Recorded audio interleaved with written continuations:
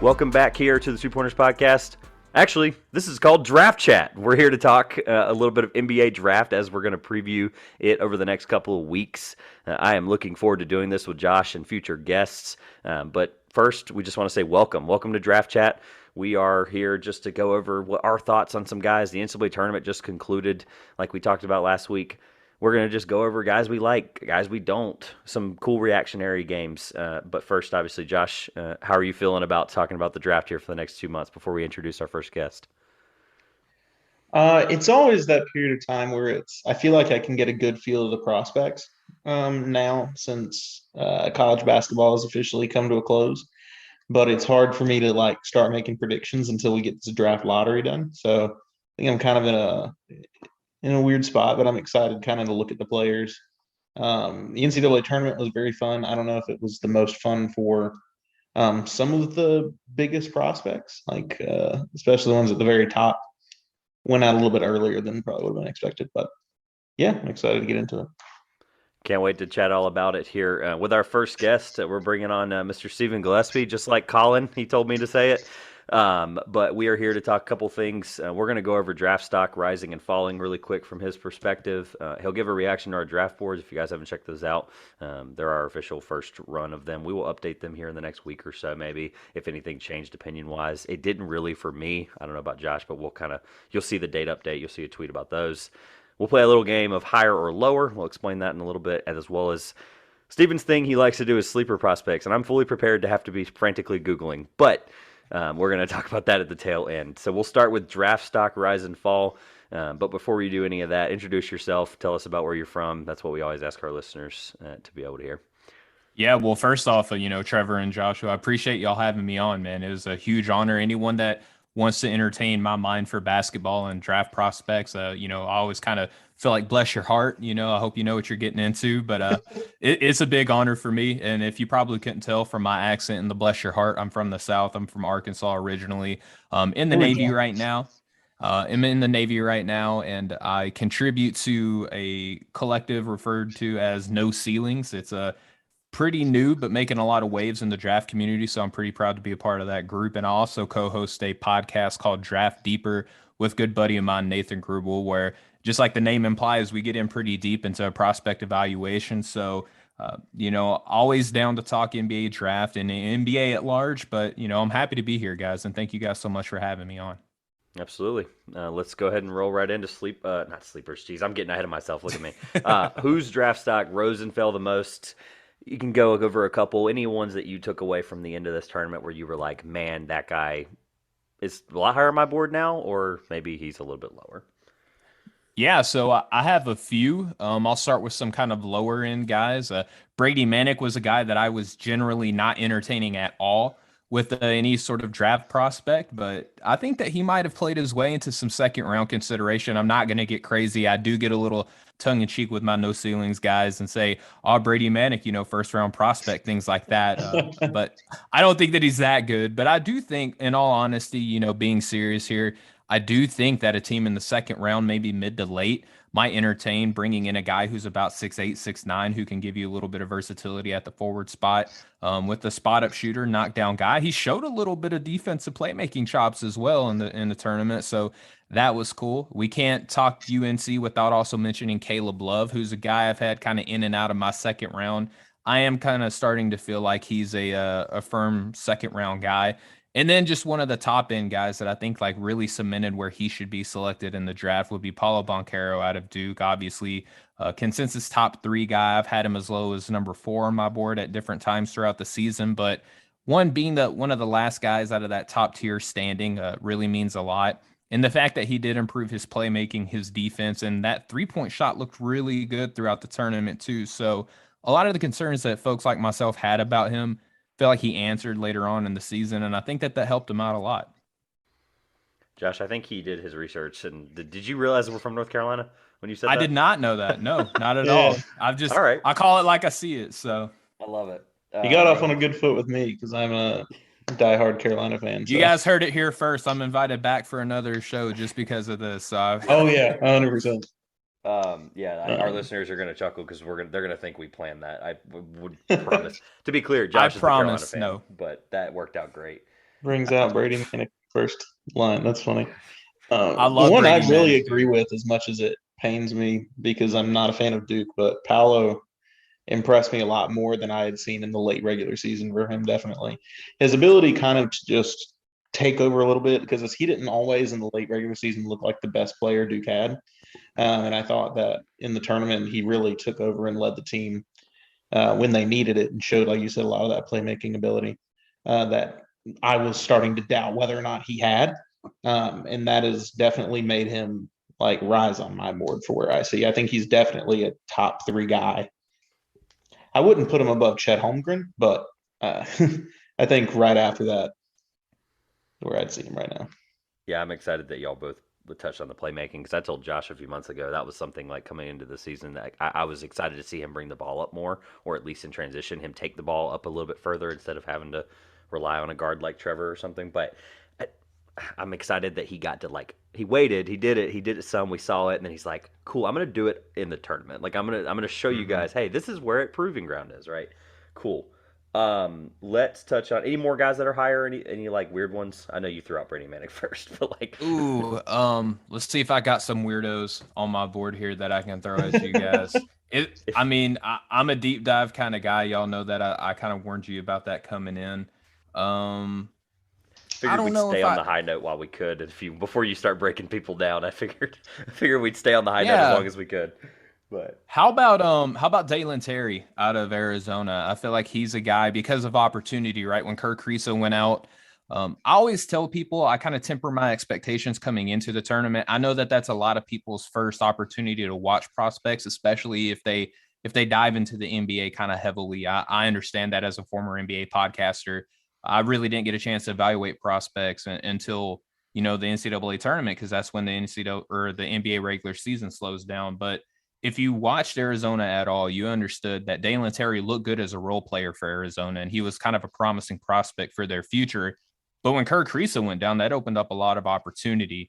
And like I said, I always kind of tell people that the tournament is more of a data point. Like it's not like really a buy or sell for me personally. And everyone has their own opinion when it comes to draft philosophy. And I can respect where a lot of people come from with those differing opinions.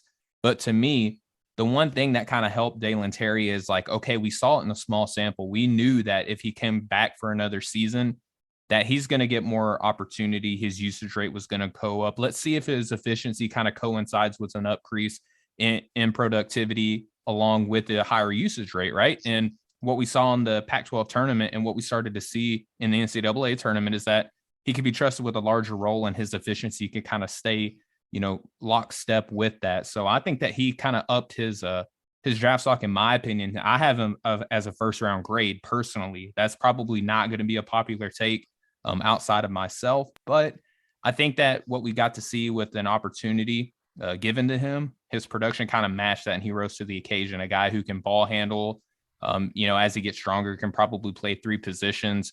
I really love him as a defender. He defends his tail off. Like he's just a dog on that side of the ball. So he would probably be the other guy that rose up on my draft stock simply because he was given more of a chance. I do think he returns to school. I think that's one of the biggest things about that. Like I remember you It's mentioned very that a few weeks likely. ago. Yeah, I think he's just going to be like, hey, this is worth me propelling myself into the lottery next year. So, Mm-hmm. all right, are we ready to? We built the wall up. Are you ready to tear it down? Let's Let's do go with a it. couple of lowers. Anybody that just like you just shook your head at by the end of the tournament. Yeah, so I would say by the end of the tournament, my evaluation of AJ Griffin, keeping it in keeping with this North Carolina theme that we have going on. One thing that when I started scouting him more heavily as the season went on is that his defense really concerns me. He's shown to be a reliable 3-point shooter. He, even in the Arkansas game, me being a Razorback fan, I'll acknowledge the fact that he did kind of snake the defense a little bit. I'll give you that our perimeter defense isn't necessarily where we hang our hat on, but AJ Griffin did show that he could get to the second level and pull up a little bit from that mid range game and even get to the bucket a little bit more. So that was nice. But the one thing that when I go back and I watch more and more AJ Griffin film is that his defense is really concerning. Now, I know that he's coming back off the injury. And when we see players come back from, lower body injuries, that it usually takes them a little bit longer than a season to get back to their full self. And, prior to coming into this year, the one thing that AJ Griffin was kind of praised for was his athletic acumen. And I don't know if he's kind of scaled back a little bit because he hasn't reached 100% yet. I'm sure I don't have to remind you guys that even before this season, we weren't even sure if we were going to see AJ Griffin. And then he just kind of showed up on opening day and shocked the world. He's given more and more opportunity as the season went on. That defense, though, it scares me a little bit. He's a guy that I was a little bit worried about. Jaden Ivey in the tournament, I think that his draft stock took a little bit of a hit as well. I had him as high as 2 on my board throughout the season. I still think that he can yield like top end returns as a draft pick, but I don't think that the last kind of showing that he gave us is going to leave a good taste on a lot of evaluators' mouths. So those would just be the 2 top guys off the top of my head. Yeah, I definitely agree, especially with the Jaden Ivey one, because I had kind of been a bit outspoken going in the tournament. I thought Jaden Ivey was going to give the best performance out of kind of the top draft prospects. I really thought better of Purdue heading into that tournament. And then his decision making late game against St. Peter's was just abysmal. I mean, you're not nothing against St. Peter's, but you're not looking at a lot of NBA talent that he was trying to play against there, and he was making terrible decisions, not looking very good on offense. I'm curious your thoughts on AJ Griffin, Josh, because you have him in your big board. Spoiler, that's our kind of a corny transition to our big boards in just a second, but you have him in there and I do not. For me, really quickly, the Griffin thing is he did exactly what we've seen at least one of these guys do on these Duke teams, even back to Jalil Okafor's teams, where there's one guy, and obviously for injury reasons for Griffin, completely understandable, but they almost just play the season at like 70% speed, it seems like. At least that's how I saw him this year, where it's like, I feel like Griffin never fully just like, he had games, don't get me wrong, he had those games against, I think he had a game against Virginia where he had like 31, where we're like, oh, okay, nice. First one against Carolina, he went crazy. Yeah, that was the other one. So I knew he had at least 2, but the point being for him was it just seemed like like when you have a team with that much talent, somebody's going to like not excel all the time. And I get it, right? Like that's what you're going to happen. But he just seemed like he played at like 70% speed. We know he's more athletic than that. That's obviously a testament to the injury probably. But I think he's just, for me, I agree with you on the defensive part of it.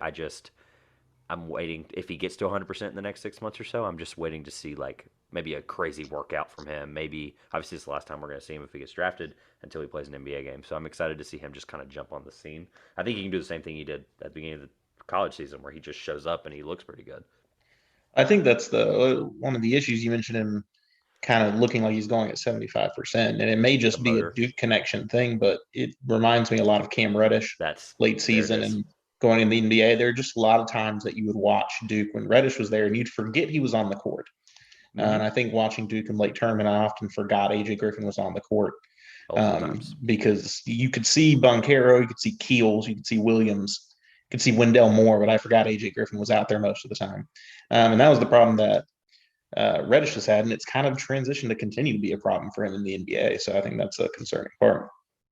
And if I can throw out 2 more guys who I think kind of did themselves a disservice, Ty Washington out of Kentucky, another guy who probably due to injury, we don't know, right? Like, just to be upfront and honest, I've kind of been a little bit lower than him, especially compared to some of the other guys at no ceilings. We have some guys that like love Ty Washington. And I see you raising your hand, Trevor, and I understand, like, I'm not going to sit here and say I don't get why, but just the way that I evaluate the game and kind of like some of the misses that I've made in evaluating point guard prospects, I don't necessarily buy him like as a lead guard in the NBA, but you could point to that 17 assist game that he had at Kentucky. And I would also tell you that Oscar Tshiebwe was shooting out of his mind that game. That was like an out of body experience for him. I think that he tried to miss once and the ball just like kind of curved into the hoop. But then another guy who's just kind of throughout the season, but definitely showed it in the tournament is Kendall Brown out of Baylor. A guy who was getting a lot of top 10 notoriety early on in the draft process due to his incredible athleticism. I tell people all the time that Kendall Brown has to try harder to stay on the ground than he does having to jump in the air. Like, that's how athletic he is. So, but the defense is a concern. Like, he's a super freak athlete who doesn't have a good shot. He has okay ball handling and decent passing instincts, but he doesn't shoot well and he gets back cut all the time. He's still very young. But I also think that kind of getting outshone by a fellow freshman in Jeremy Suhan on his same team also kind of it like double hits him, if that makes sense, right? Like if you were just evaluating him by himself on a team, I feel like he might actually be higher than if it was just or than it is right now with him and Sohan actually being on the same team. Yeah, the Baylor thing, obviously, yeah, it's tough because they all just, I mean, they were depleted partially, and they just a lot of their guys had to step up. It was a great game against Right. Carolina, nonetheless. But interesting. We'll talk about Ty, I guess, here in a few minutes. But let's transition into our big boards. You've actually touched on a lot of guys on, or a couple of guys on our big boards that we disagreed on. So really, I mean, I sent you the article a couple of days ago. Really, the top five, Josh and I were just kind of like, yeah, sure, this is our top five. And then after five, it got weird. So that's where I think this year is going to be for a lot of people. Sure. Doesn't have to be too long. Obviously, I definitely want to see higher or lower here soon. But any reactions to anybody we might have put on there, left off, anything like that? I Well, guess yeah, one I each. have. We'll do that one each. How about that? Yeah, I have your board and my board. I created my own little document or show Oh, notes in preparation for this. So I'm looking at your board alongside mine. And your top four, my top four is pretty lockstep. I don't buy Chet Holmgren as a number one guy. And I think, and that's not to say that I don't think that he's not going to be a good NBA player. Like all the things that everybody's probably going to mention about him, I generally try to stay away from because I don't think that's necessarily like the best basketball conversation that you can get into. But as far as offense goes, I think that he's like a step or two behind, Jabari Smith Jr. and Paolo Banchero. Athletically, I would also say the same thing, but he does give you a like an anchor on the defensive end. So I definitely understand that. And then y'all have, I mean, we have the same four, but then when we get into five, I don't see Benedict Mathurin on y'all's top 14. Like I knew you were going to do it. that's one that I confuses knew it. me. But I'm gonna be honest, knew it. like I'm a Benedict Mathurin like enthusiast. Like I might be higher on him than a lot of other people. So that's just me being transparent and honest. I like you guys. I want to be honest with you. So, like I love Benedict Mathurin. So I'm curious, like if he's not in your top 14, like what's like approximately the draft range that you guys have him at? So one caveat, and I'll let Josh go as well because I want to be clear. These will change for me drastically in the next month and a half. Me too. I'll give you an example. I'll give you an example. This is spoiler for Josh too. He hasn't heard this yet. But Jabari will probably be one on my list in about a week or so. I've done a little bit more of a deeper dive on Jabari, and just I see so many. I can just see him in 10 years in the NBA. I can just see him at like 19,000 points, 20,000. Like I can just see it. Like he's showing these flashes, Yeah. and I'm like, he's just too good for his size and shooting ability. I have to be also clear. I have Benedict Mathurin at 15. He's literally the next guy out of my list. And Josh, Perfect. I made it, and I was like, it was between him and I just think Jovic has so much talent. To be clear, Nikola Jovic for everybody Yes. listening. It bothers me. So, but to be clear, it was between those two. I had PBJ at 14. It's one of those things I was like, any of those three guys, like they all are in that range for me where I'm like, I think they all end up at that 13, 14 range. I just Sure. don't care at that point right now because we're not as close to it. Josh made the point to the draft lottery. I think it really matters who's at 12, 13, 14 for me. Because once I see those three teams there, I can go, cool, but PBJ might fit a team where he can develop longer at 14 Sure. instead of like, I think Mathurin can contribute pretty quickly. So, Josh, I'm curious your thoughts on those Yeah, three. so for me, I think post tournament, Benedict Mathurin has probably made his way to my late lottery. Um, I don't have him a lot higher than my late lottery because I am a little worried for kind of more of a small forward than a shooting guard. I think he's a little bit undersized. I But agree that he should be a yeah, shooting guard. I don't like him as a small forward either. yeah, it's just 6'6" is fine for a small forward in college and it works really well. But in the NBA, Especially at God, Arizona. Paul George is kind of like or at least I see Paul George as my like prototype. This is what I want my shooting guard to look like, and he's 6'8". Like it's Yeah. just kind of a 6'6" small forward doesn't seem to work as well. He's definitely made his way up as some of the other names that I had in my late lottery or Walker Kessler's, your Tari Easons have kind of fallen a bit post draft. Mhm. But yeah, I'm a little worried about size. To be clear, we published these for the listeners and the date's on there, but we published these on the 23rd, so these of March. So we've obviously had a couple weeks to kind of divulge these. I plan on doing a couple of edits here in about a week or so, just to kind of really think about it, really kind of go, okay, term and impact, whatever, right? Sure. Anything from Josh's, because you mentioned neither of us have, obviously, example, a couple of guys Josh has that I don't. AJ Griffin, we already talked about. He has Shaden Sharp at 7.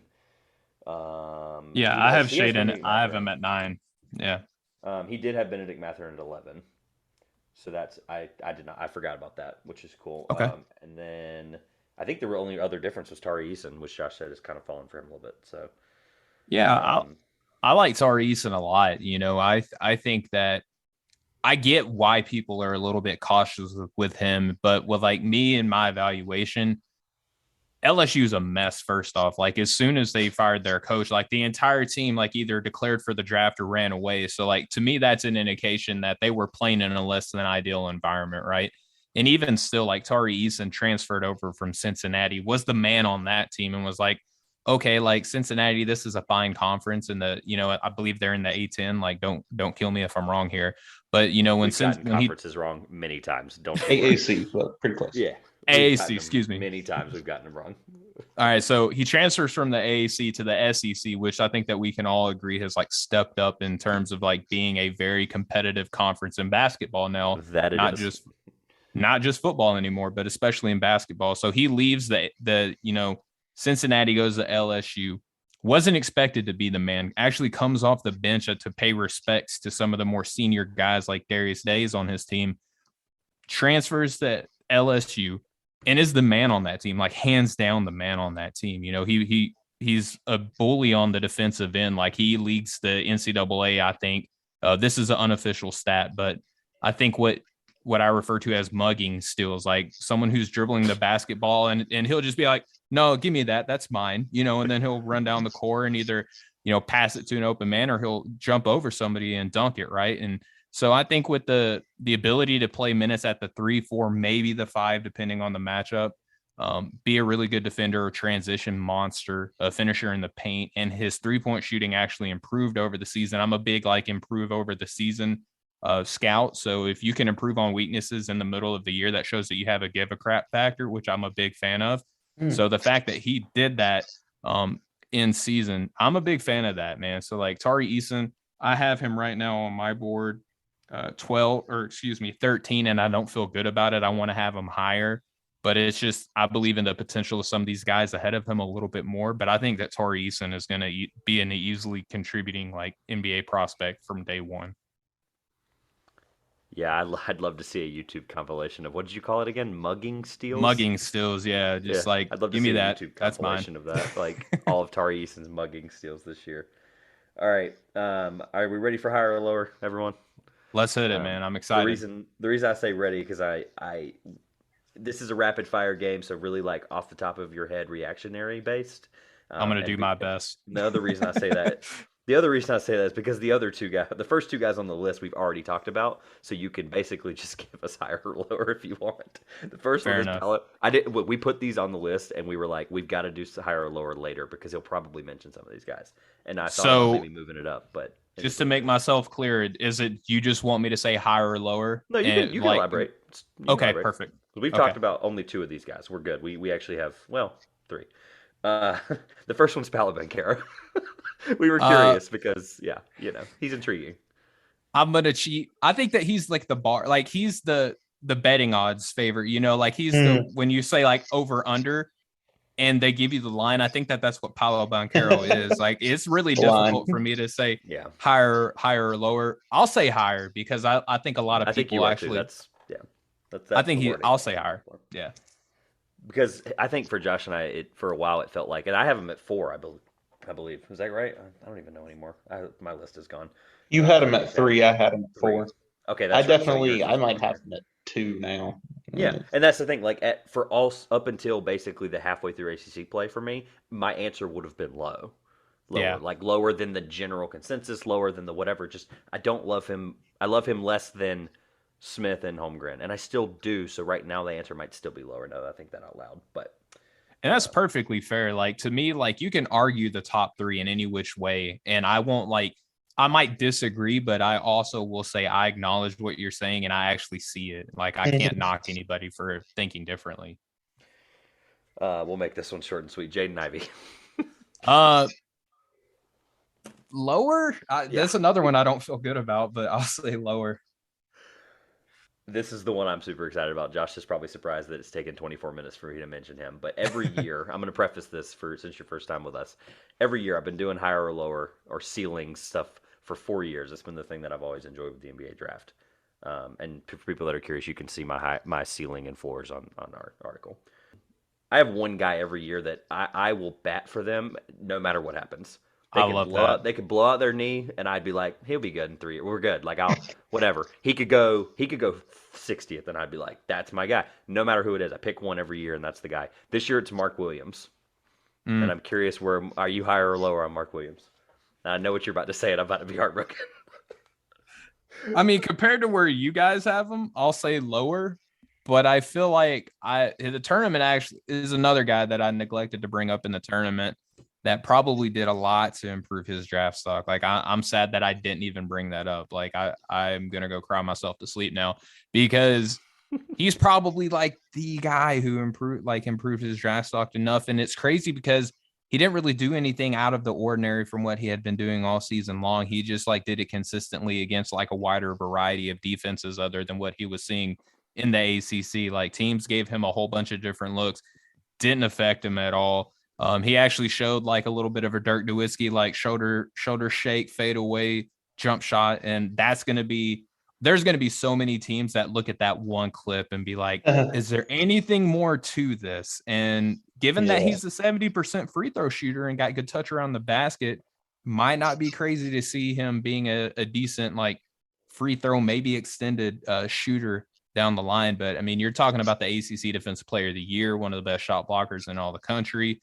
A little bit of a foul problem. I think that can get coached away a little bit, but yeah, man, I think that I'm definitely higher on him now than I was. But as far as like the general population, I think a lot of people are like in that same kind of ground with him. But it sounds like compared to where you guys have him, I'm a little bit lower. Josh, because you didn't have him. I did not have him in my top 14. I did at 9. I have him 16 I've on seen my it board. some. Like I've seen it with him some. I still want to see a bit more from Mark Williams. Which I think you will, because I think he's going to get drafted by Charlotte. But that's another conversation for another. That episode. Makes way too much sense. It does. Yeah, it makes so much sense that I'm tired of hearing about it in the media. I said the same thing on like multiple podcasts lately. Like I said, I'm exhausted of how much sense it makes for Charlotte to make, because I want other people in the conversation. You know. Yeah. There's a assuming Charlotte doesn't pull a out of the blue game-changing Rudy Gobert trade in the offseason, but that'll be for another day. Yeah. Ooh, getting weird. That's if he doesn't go to Dallas, right? Yeah. To be clear for Stephen, obviously you can read this later, but I'm just going to tell you my floor and ceiling for Mark Williams to show you how serious I am. My floor is Robert Williams, which is a really good floor after this year because he might win Defensive Player of the Year. Honestly, yeah, okay, good. I think he finished his top 3 at least. And my ceiling is, and I got to change the wording on this because he reminds me a lot of Tim Duncan, but I can't do that. That just feels weird. So I went with a less exciting Kevin Garnett. Okay. Because I was like, I fully believe both of those comparisons. Like there are some where I'm like, I feel like I'm stretching a little bit here and there, but like he's my guy, and his name will probably be brought up on every episode between now and the draft. But anyway, I'm glad that you. I love it. I love the confidence in that. Yeah. Oh, there's one guy. Unwavering. Everybody else, whatever. I have my skepticism. I don't quite see the offensive ability of Kevin Garnett, but that's why I've compared Jabari Smith Jr. more to Kevin Garnett than I think on Mark Williams because of the defense, the shoot. Like if Kevin Garnett grew up when like power forwards could shoot threes and it be acceptable, I feel like Jabari, and plus like I went to go scout him live. He's the only player that I went to scout live that's within the top 3. And just his pregame, like how determined he was, like the effort, energy, like the focus. He's not as like outlandish or demonstrative as a Kevin Garnett, but his intangibles remind me a lot of like a Giannis or a Kevin Garnett a lot. One that Josh and I were both really excited about was Keegan Murray. Okay. Yeah. I'll say lower, but not by much. It looks like you guys have him 8th on your board. I have him 11th on mine, so I'll say lower, but not by much. And when we're talking like numerically, I'm lower, but if we're talking about like players in a tier, I would say like we're right in lockstep. But there's just he's not old, and I think a lot of people talk about him like he's a 5th-year senior coming into the NBA, and he's not that. Like I think that he could get better, but there's just a few guys who I think are either going to be like top half at the NBA at their position, like a Jalen Duren, or they got like the potential to be like a second or third best option on a team. And I don't know if Keegan is necessarily going to be that, but I think that he's going to be a long-time NBA player. I think that he's going to get multiple contracts and be like a highly, valuable contributing player on a good team. I really liked the from that pod that you did the other day, and the name of it's now slipping. The one with the lottery fits, whatever. I like the Portland thing because Oh, they can get away with the no ceilings, yeah. Yeah, well, like the Portland thing just makes too much sense for Keegan Murray. Like it's one of those things you're like, oh yeah, that's perfect. Dame can be like, look, I know you're talented, and I want you to stick around. Like, Yeah. I don't know, I just don't know. I haven't really dove into obviously because we don't have a lottery. So, I told Josh a few weeks ago that I said you were one of the people that kept me at least open to the fact that Keegan Murray can be good. Like I was like, I know he's good. Like I see it. It's the NBA part of it. Like I'm like, is he going to be this like Adam Morrison type where he's like so good in college, and they were both very that good. Mm-hmm. It's like, can he do it? Like, can he get to the NBA and be like, I'm here, I'm ready to succeed? That was the part that really scared me. I like to say that like for Keegan Murray, I'm a guy that I think that it looks at him a little bit more realistically. But there are a lot of guys at no ceilings that are like perfectly fine with drafting him like 4th, 5th in the draft, depending on the team. And again, the production is there. Like you can't knock the production. And at some point, like you have to value production. And that's where I think draft philosophy comes into it, because just because my philosophy is like, I don't think that he'll have like a better high end outcome than a couple other players. Like I also acknowledge the fact that he has been just as consistent, if not more consistent throughout the season as Paulo Banchero. You know what I mean? So like if that's your philosophy, then I respect that. And I'll acknowledge that, We talked about him a little bit, but Kendall Brown. Okay. I'm trying to look and see. I don't see him on the top 14 that y'all have posted, but yeah, you can go with like higher or lower than how you would probably been before entering the tournament. Oh, then entering the tournament, definitely lower. I think that his lack of defense, how tentative he is on the perimeter, just shooting at all, like it scares him. I feel like he just kind of gets like wide eyed and like it slows down a little bit. But there's still talent and potential there. He's still very young. Again, I think raw is a good word. Very, very raw. That is a great word, Trevor. He just needs some time. Like give him some time, basically, is what I think people need to understand.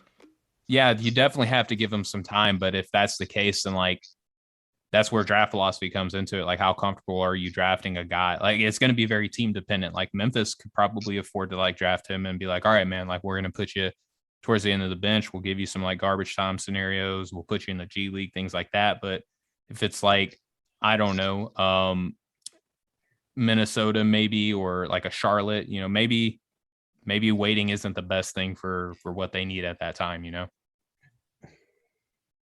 I will give credit. I mean, Charlotte gives plenty of guys time in the G League. We took our 7th overall pick and have had him play many more minutes in the G League this season than he has on the normal roster. But yeah, Bouknight not playing, it really baffles me, man. Like I still have high hopes for Bouknight to like be a really good player. I love his talent. I think he's going to get better. I think so I watched a large amount of Charlotte Hornets footage from being a big fan. His decision making isn't very good, and he's still a very volume kind of shooter. And I think that keeps, especially with LaMelo Ball and Terry Rozier usually having one on the court at all times, it kind of keeps him out a little bit. Or even both, I like Rozier. I like him a lot. All right, next guy, I got Marjon Beauchamp. This is another one that's like, I feel like I have him mocked at consensus, but I'll say higher because I don't feel like people talk about him enough. I like him just because throughout the entire season, like we saw Jaden Hardy struggle and then kind of turned it on later in the year. And we saw the same thing with Dyson Daniels, who's now like worked his way within my top 10. Marjon Beauchamp has been like the constant on that team. Like he was at the beginning of the season, like leading the team in scoring. He was like giving you a whole bunch of stocks per game, and like steals and blocks. He was like constantly giving it his all on both ends. Love that stat. And he hasn't really changed much. So, looking at him as like a kind of high 20s player, I think, is roughly where I have. Well, I have him at 27. So I don't know. I feel like I'm at par here, but I'll say higher because I do believe that he is better than what he's been kind of mocked at or being discussed about, because not a lot of people just care to talk about MarJon Beauchamp, you know? Mm-hmm. That's why we put him on there, because Josh, he answered one of the questions I had that if it didn't come up and I found a way to ask it was, who's the favorite right now out of the 4G League guys, and the Dyson Daniels top 10 thing answered my question. So we are good on there. All right, Josh, what's the next one? This one has nothing to do with the NCAA tournament, but just how do you feel about Nikola Jovic? Yeah, so we were talking about him on the latest mock draft on Draft Deeper. We had our buddy Maxwell, Baumbach on there, and we didn't draft him in the first round, but I have him on my big board right now at 18. Wow. And it's really weird because what NBA team do you put him on like day one? And this is really where the exercise comes into play, right? Like, I think that if he hits, he could be like a close to lottery level talent if he hits, but his skill set at his position just makes it really weird. Like, what team takes him and has like a clearly defined role for him? And I think that's what's confusing, because he's like a 6'9", 6'10" forward who you like as kind of like an ancillary playmaker, like a secondary, tertiary playmaker. He projects to be a good shooter, but his defense is terrible. Like, just one of the worst in this entire class. Like, I'm not even using hyperbole. Like, I genuinely feel that way. But he's 18. We've seen some players come in with poor defensive ability and come up to be at least, league average at their position. I think, as a forward, league average is asking a lot for him because there's a lot of good, sound defensive forwards in the league.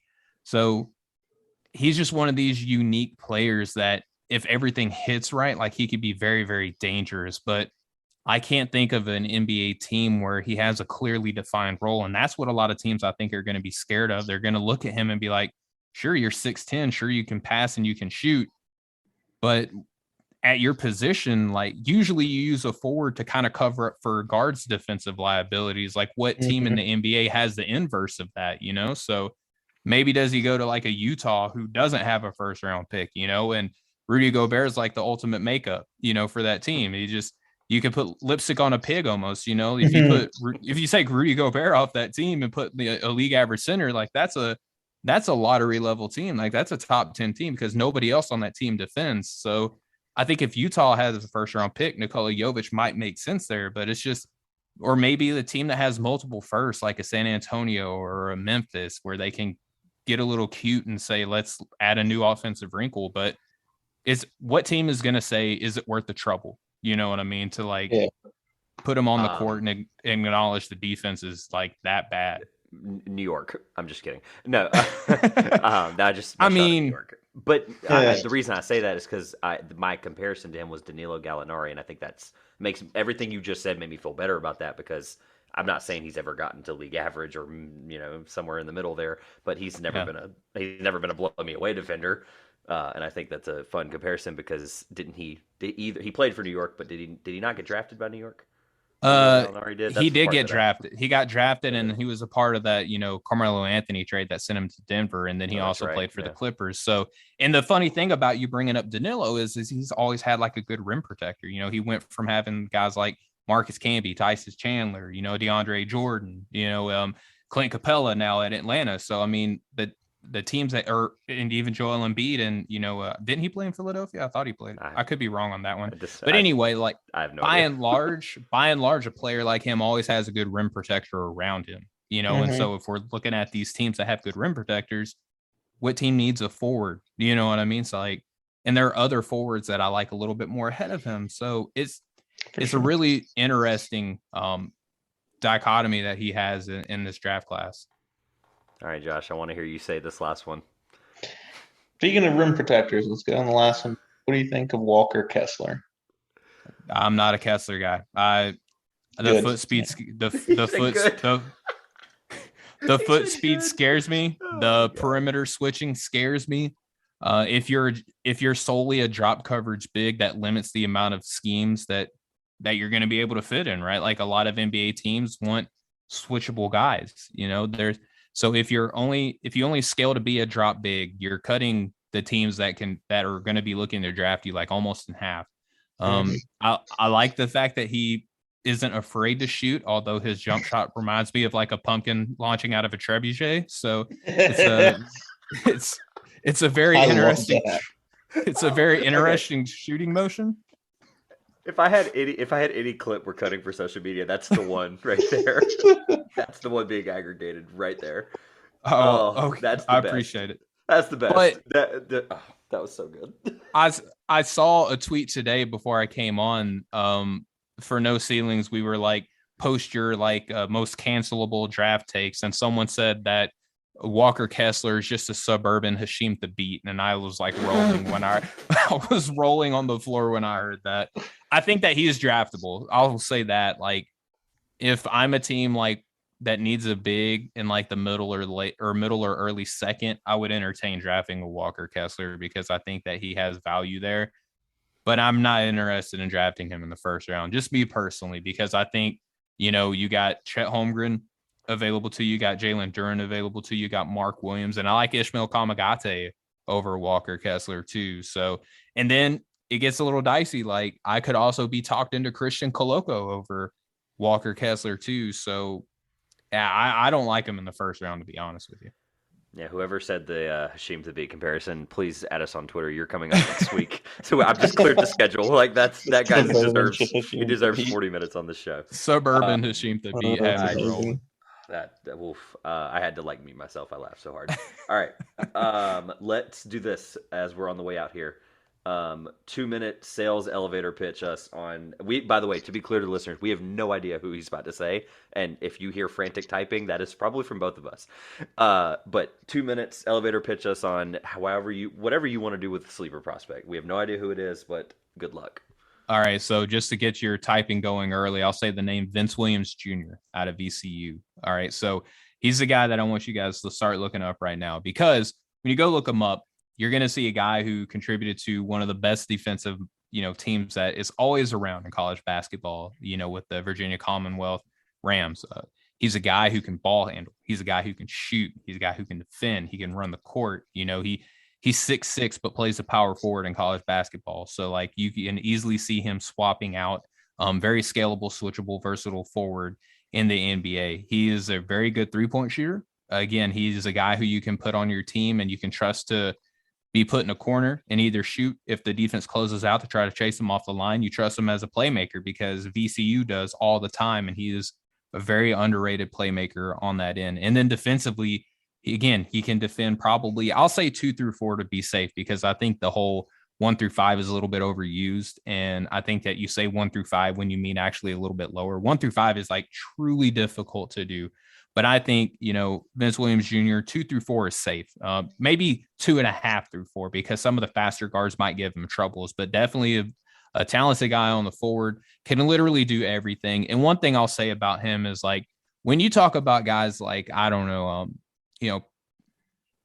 let's see, Torrey Craig, or, who's another guy, PJ Tucker, players of that ilk who are like Dorian Finney-Smith for the Mavericks, right? Like guys who, they're not the sexy names. Jay Crowder, another one. They're not the sexy names, but winning teams have those guys who can defend, who can shoot, who can just garbage, can players who do everything on the court to contribute to winning.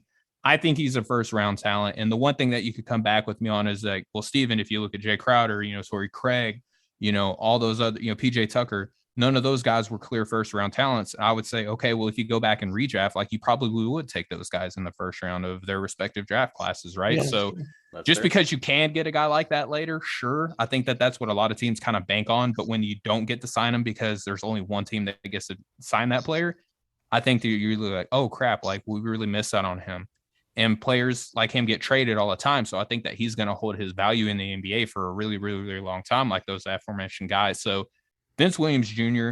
out of ECU, he's a guy who hasn't made it in my first round yet, but I have a hard time keeping him out. He's probably going to be like a late first round player by the time my board is finalized. All right. I only was not entirely shocked because I saw the tweet the other day. That's the only reason I wasn't entirely like, oh, okay. Yeah, I just looked at some He's fresh stats. on my mind. Yeah. Well, and look, they didn't make the tournament this year, so like nobody got to see him on a scale like that. But like, Yeah. I mean, you can go look if you just look at his ESPN box score. I did really quickly. You can literally see statistical improvements every. I mean, he used to be a 20% 3-point shooter. I mean, I almost threw up when you said it when I saw that. I'm like, wait a minute, 20 and now he's like what, in that 38 range average in the last 2 years, which is insane. Yeah. All right. We always assign, or I always assign a homework. It's always like a fun thing. That's your homework, listeners. Is Vince Williams Jr. That was really good, really convincing. I am looking forward to the moment he gets drafted at like 28, and immediately both of us are going to text you and be like, "What the heck?" Just to kind of, I'm generally like never this type of dude, but like just to kind of, if I can ease the mind of listeners into listening to my sleeper guys, I am pretty sure out of everyone that I spoke to on draft Twitter last season that I was the only person, and I'm not even using hyperbole. Like I can't think of another person, was the only person who mentioned the name Santi Aldama in any sort of draft class last year, of any sort of draft class last season. And he was taken in the first. That shocked me. I didn't have him as a first round guy. Like I had him as an early second, but right at the end of the first round, like a team looked at Santi Aldama. I think that Vince Williams Jr. is kind of like that same. It's like sleeper prospect. Yeah, I hope he does well. I have a lot of his rookie cards. Just full selfish transition there. All right, Josh. Anything else before we let him do what we call our shameless plug? No, I don't think I have anything I can add to that. Yeah, it's kind of hard to like top Vince Williams Jr. You're like, all right, dude. I knew you were coming prepared, but that was a deep dive. I like it. I appreciate it. There's several more I could give you, but yeah, I mean, Jake LaRavia is another guy at Wake Forest that I like too. So if you want to back up contingency sleeper, there you go. We like ACC here. So, all right, we let everybody on the way out 30 seconds. Just shameless plug, anything you want, where people can find you, articles, Twitters, whatever the case may be. All right. Well, first off, Trevor and Joshua, it was an absolute blast, an honor, and a pleasure to be here on your show. It truly, genuinely means a lot. I'm going to say the same thing off air, so it's not just counted as lip service because y'all are letting me sign off here. It means a lot that you guys would let me come on your show and let me ramble on. So thank you guys so much for having me on the show. But if you want to find me, most active on Twitter at Stephen G Hoops. That's with a PH. So Stephen with a PH, G Hoops.